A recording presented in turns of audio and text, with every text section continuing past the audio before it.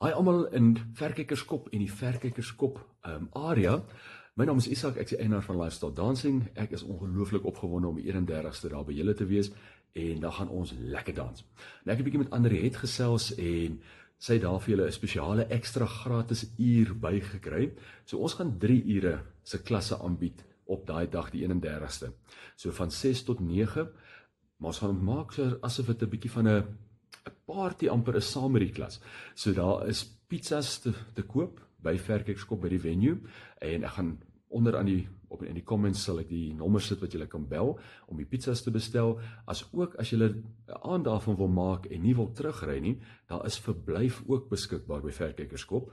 Dieselfde nommer kan julle skakel en dan net uitvind kostes en al daai tipe dinge. Vir ons vra ons net as julle vir ons kan die besprekings aanlyn doen vir die actual bootcamp.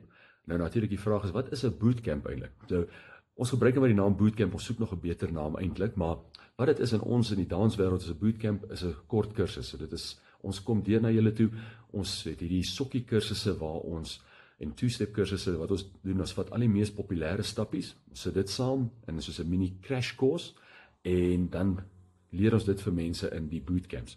So wat jy kan verwag is, ons gaan begin van die begin af. Daar, as jy nog nooit gedans het nie, is jy meer as welkom. As jy al kan dans, gaan die eerste 10-15 minute dalk so 'n bietjie boring wees, maar dan daarna kan ek jou verseker sal daar dinge wees wat nuut gaan wees vir jou ook, as jy al kan dans. As jy nog nie kan dans nie, natuurlik is alles nuut vir jou, maar jy gaan lekker. Ons fokus baie op hoe die mans beter kan lei, op 'n so maklike manier. As jy dit agterkom, meeste mans is mal oor dans dan, sodra hulle agterkom wat hierdie secret is wat ons daar vir julle gaan teach.